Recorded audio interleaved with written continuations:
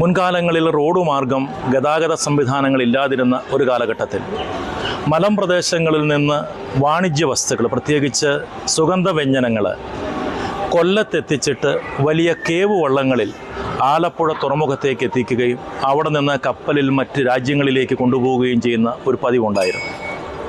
കൊല്ലത്ത് നിന്ന് ആലപ്പുഴയിലേക്ക് ഈ രീതിയിൽ സാധനങ്ങൾ എത്തിക്കുന്നതിന് വേണ്ടുന്ന പ്രധാനപ്പെട്ട ഒരു ജലപാത എന്ന് പറയുന്നത് എടത്വ പള്ളിയുടെ മുൻവശത്തു കൂടി കടന്നു പോകുന്ന പമ്പാ നദി കൂടിയായിരുന്നു. അത്തരം ഒരു സാഹചര്യം ഉപയോഗിക്കുന്ന നിരവധി ആളുകൾ തമിഴ്നാട്ടിൽ നിന്നുള്ള കച്ചവടക്കാർ കൂടിയായിരുന്നു.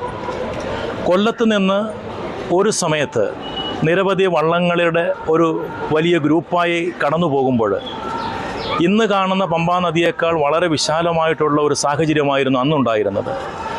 കാറും കോളും നിറഞ്ഞ ഒരു ദിവസം പലവ്യഞ്ജനങ്ങളും അതുപോലെ തന്നെ മലഞ്ചരക്കുകളുമൊക്കെ ആയിട്ട് വള്ളത്തിൽ വന്ന ആളുകൾ ഈ കാറും കോളിലും അകപ്പെട്ട് അവരുടെ വള്ളം വലിയ തോതിൽ അപകടത്തിൽപ്പെടുന്നൊരു സാഹചര്യമുണ്ടായി.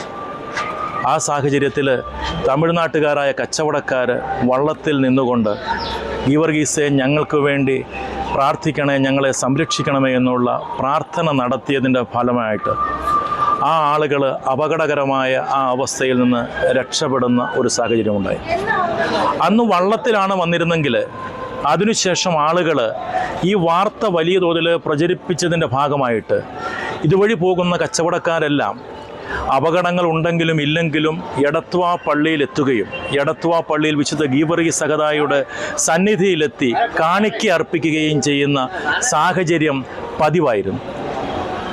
വാഹനങ്ങളുടെ വരവോടുകൂടി എടത്വ പള്ളിയിലേക്ക് വരുന്ന ആളുകളുടെ എണ്ണം തമിഴ്നാട്ടിൽ നിന്ന് വളരെ അധികമായിട്ട് വർദ്ധിച്ചു. തമിഴ്നാട്ടിലേക്ക് പോകുന്ന യാത്രയിലൊക്കെ നമുക്ക് മനസ്സിലാകുന്ന ഒരു ചരിത്രം, ആയിരക്കണക്കിന് ആളുകൾ വരുന്ന തമിഴ് ഗ്രാമങ്ങളിലൂടെ നിരവധി തവണ സഞ്ചരിക്കാനായിട്ട് ഇടവന്നിട്ടുണ്ട്.